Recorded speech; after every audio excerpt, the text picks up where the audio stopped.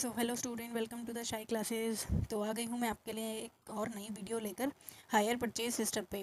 First part मैं already बना चुकी हूँ, तो आने वाली और वीडियोस के लिए आप सब्सक्राइब करें एंड बेल आइकन दबाना ना भूलें। तो चलिए स्टार्ट करते हैं हायर परचेज सिस्टम की जनरल एंट्री। एंड जो लास्ट वीडियो मैंने बनाई है उसमें मैंने सारा बेसिक समझाया है हायर परचेज सिस्टम क्या होता है, और आज हम इसकी जनरल एंट्री करना सीखेंगे विद क्वेश्चन आंसर्स। तो चलिए स्टार्ट करते हैं। तो फर्स्ट है हमारी फर्स्ट बुक्स हम किस पे बनाएंगे, in the books of hire purchase. Hire purchase की तरफ से हम बुक्स बनाएंगे। तो फर्स्ट है हमारा व्हेन द एसेट परचेज। अगर हम एसेट परचेज करेंगे तो हमारी एंट्री क्या होगी, sundry asset account debit to hire vendor. Okay. And second होगी व्हेन डाउन पेमेंट पेड। जो डाउन पेमेंट थी वो पे हो चुकी है, तो hire vendor account debit to cash account. ठीक है। And third one is when interest due, interest account debit to hire vendor account. Okay. Fourth is interest paid. जो इंटरेस्ट है हमारा वो पे हो चुका है। पहले वाली में क्या था, इंटरेस्ट ड्यू था, एंड सेकंड वाली में हमारा क्या है, इंटरेस्ट पे हो चुका है। ठीक है। Hire vendor account debit to cash account. Okay. अब हम देखते हैं कि वेंडर क्या होता है। Who is vendor? A vendor is a person और business entity that sells something. Vendor क्या होता है, जो सेल करता है कुछ भी चीज़। एग्जाम्पल समझ लेते हैं, जैसे कि रिटेलर्स हो गए, होलसेलर हो गए, एंड जो सर्विस प्रोवाइड करते हैं, सर्विस प्रोवाइडर्स। ओके। अब आपको समझ में आया वेंडर्स क्या होते हैं, जो कोई भी सर्विस प्रोवाइड करते हैं। जैसे कि आप किसी शॉप से कुछ सामान लेने जाते हैं तो वो भी हमारे क्या होते हैं, वेंडर्स होते हैं।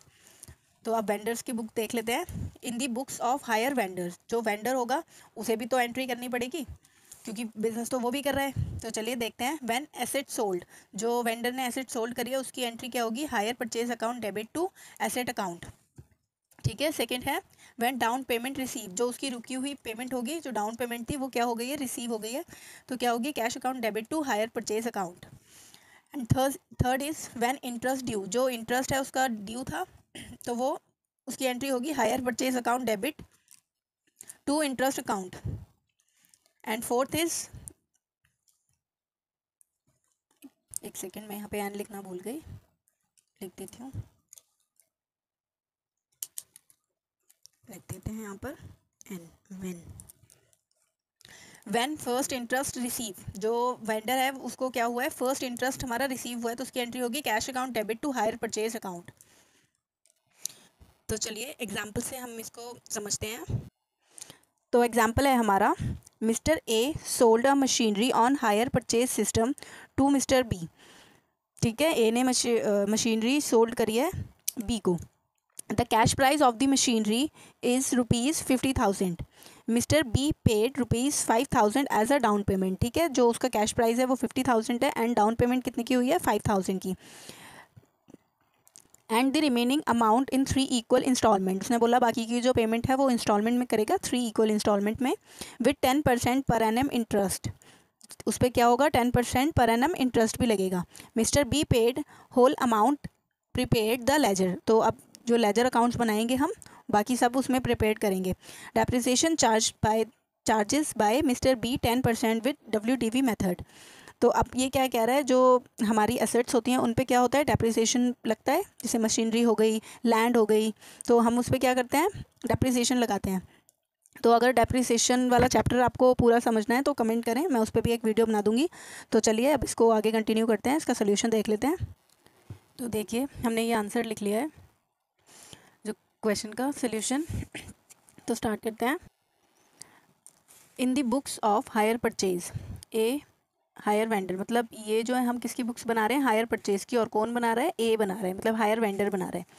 तो देखिए ऐसे अकाउंट बनाते हैं, date particulars amount, date particulars amount, ये हमारी है डेबिट साइड और ये हमारी होती है क्रेडिट साइड। ठीक है। तो 2006, ठीक है, 1 Jan टू कैश। पहले हमने क्या किया, जो हमारी मशीनरी की पेमेंट है वो हम कहाँ लिखेंगे, यहाँ पे, जो हमारी मशीनरी का अमाउंट है 50,000, एंड टू कैश जो डाउन पेमेंट हुई है वो हमारी डेबिट साइड 5,000। ठीक है। एंड टू कैश, ये क्या है, हमारी फर्स्ट इंस्टॉलमेंट। अब ये देख लेते हैं, हमने एक वर्किंग नोट बनाया है जो हमने लास्ट पार्ट में HPP निकालना सीखा था। तो अब इसको हम क्या करते हैं, वर्किंग नोट में बनाते हैं। ठीक है। तो ये कैसे बनाते थे, date, cash, interest and HPP। तो जो हमारी 50,000 की क्या थी, मशीनरी, एंड माइनस हुआ हमारी डाउन पेमेंट, कितना आया, 45,000। तो अब हम उस पर इंटरेस्ट लगाएंगे, ठीक है। इंटरेस्ट हमारा इसी पे लगता था, 45,000 पे 10% लगा, 4500 हो गया, ठीक है। एंड जो हमारी इक्वल इंस्टॉलमेंट थी, ठीक है, जो कितनी बची 45,000, तो 45 को 3 से आप डिवाइड करोगे तो 15 आएगा, ठीक है, 15,000। तो 3 इक्वल इंस्टॉलमेंट में हमने क्या किया था, इसको बांट दिया था, क्वेश्चन में बोला था ना। तो अब इसको माइनस किया, कितना आया 30,000, फिर इंस्टॉलमेंट सेकंड इंस्टॉलमेंट माइनस की, फिर आया 15,000, तो ये तो हमारा नील हो गया, ठीक है। और इंटरेस्ट हमारा 45,000 पे 10% लगा 4500, 30,000 पे लगा 300, 15,000 पे लगा 1500, ठीक है। इन दोनों का क्या करेंगे हम यहाँ पे प्लस करेंगे, तो ये कितना आया 9500, ठीक है। इनका प्लस किया 18,000 एंड ये आया 16,500, ठीक है। तो चलिए देखते हैं, तो ये हमारा जो अमाउंट है ये कहाँ से आया, हमारी फर्स्ट वाली जो डाउन पेमेंट फर्स्ट जो इंटरेस्ट पे हुआ था ये आ गया, ठीक है, 19,500, ठीक है, ये हमने लिख लिया। एंड बाय इंटरेस्ट कितने का था हमारा 4500 का, तो यहाँ पे इंटरेस्ट इन दोनों को प्लस किया, कितना आया 54,500 एंड इसमें से हमने क्या किया, इन दोनों को माइनस कर दिया, तो ये हमारा क्या आ गया बैलेंस CD, ठीक है, ये निकल गया, ये मैंने स्टार बना दिया, इससे आपको इजीली समझ आ जाएगा। एंड दोनों साइड क्या आ गई हमारी इक्वल। अब नेक्स्ट ईयर में चलते हैं, 3 सालों की बनानी है ना हमें, तो नेक्स्ट ईयर में देख लेते हैं 2007 में। तो जो हमारा बैलेंस CD था वो यहाँ के क्या बन गया बैलेंस BD 30,000। तो सेकेंड इंस्टॉलमेंट क्या थी हमारी, ये रही सेकेंड इंस्टॉलमेंट 18,000, तो ये आया हमारा 18,000 एंड 3,000 का क्या लगा था हमारा इंटरेस्ट, ये रहा हमारा इंटरेस्ट, ठीक है। तो यहाँ से इसको ऐड कर लिया, 33,000 हुआ, 33,000 में से हमने 18,000 को माइनस किया, तो हमारा आंसर क्या आया 15,000, जो हमारा बैलेंस CD बच गया। तो बैलेंस CD उस साइड जाके नेक्स्ट ईयर में क्या बन गया बैलेंस BD, तो बैलेंस BD 15,000 एंड जो इंटरेस्ट लगा हमारा वो लगा 1500 एंड जो थर्ड हमारी जो पेमेंट हुई थी वो कितने की हुई थी 16,500 की, तो यहाँ पर भी क्या है 16,500, ये तो पूरा क्लोज हो गया, मतलब ये हमारा क्वेश्चन एकदम ठीक है। अब हम बनाते हैं कौन सा मशीनरी अकाउंट, तो अब हम बनाएंगे मशीनरी अकाउंट। सेम अकाउंट सारे सेम बनते हैं, डेट पर्टिकुलर्स अमाउंट, ठीक है। तो ये भी देख लेते हैं टू वेंडर, ये जो मशीनरी का जो अमाउंट था कैश प्राइस था ये आ गया हमारा 50,000। अब जो डेप्रिसिएशन है वो यहाँ लगेगा, मशीनरी पे डेप्रिसिएशन भी था ना 10% का, तो ये लगेगा हमारा बाय डेप्रिसिएशन, तो 50,000 पे लगेगा हमारा 10%। तो अगर आपने डेप्रिसिएशन चैप्टर पढ़ रखा होगा तो आपको पता होगा उसमें 2 मेथड होते हैं, एक SLM मेथड एंड एक WDV मेथड। एक स्ट्रेट लाइन में क्या होता है, जो डेप्रिसिएशन होता है वो हमेशा किस पे लगता है ओरिजिनल वैल्यू पे, मतलब जो एसेट का हमारी ओरिजिनल वैल्यू होगी उसके ऊपर हमेशा SLM वाले मेथड में लगता है। लेकिन जो हमारा जो ये वाला क्वेश्चन है इसमें हमें क्या बोला गया था, हमें WDV मेथड से लगाना है। अब WDV मेथड क्या होता है, रिटर्न डाउन वैल्यू मेथड। अब रिटर्न डाउन वैल्यू मेथड में क्या होता है, जो SLM मेथड में तो हमेशा ओरिजिनल वैल्यू पे लगता है, लेकिन WDV में जो माइनस होकर वैल्यू आती जाएगी उस पे लगेगा, जो डेप्रिसिएशन माइनस करके हमारे पास वैल्यू आ जाएगी, जैसे यहाँ बैलेंस CD आ गया। अब जो नेक्स्ट ईयर होगा वो इसी के ऊपर 10% डैप लगेगा।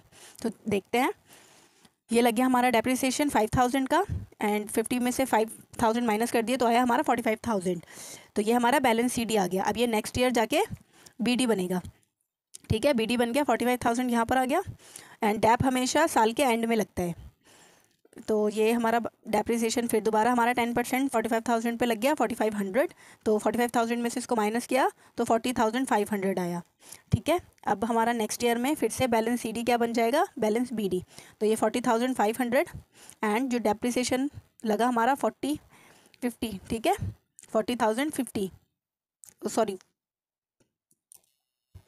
ठीक है। अब इसमें क्या करेंगे हम, इसमें भी डेप क्या कर देंगे माइनस कर देंगे, तो हमारा क्या आया 36,450, तो ये हमारा क्लोज हो गया, ये भी मशीनरी अकाउंट भी। आई होप आपको वीडियो पसंद आई होगी और मेरा समझाया हुआ समझ आया होगा। अगर ना समझ आए तो कमेंट करें एंड जिस भी टॉपिक पे आपको वीडियो चाहिए तो आप ज़रूर कमेंट करें। Thank you for watching. क्या करेंगे, फुल फ्लेज क्वेश्चन करेंगे जिसमें जनरल एंट्री भी होगी और सारे अकाउंट्स भी होंगे, ठीक है। तो नेक्स्ट वीडियो मिस मत करना, सब्सक्राइब करें एंड बेल आइकन ज़रूर दबाएं ताकि मेरी आने वाली वीडियो मिस ना हो। Thank you.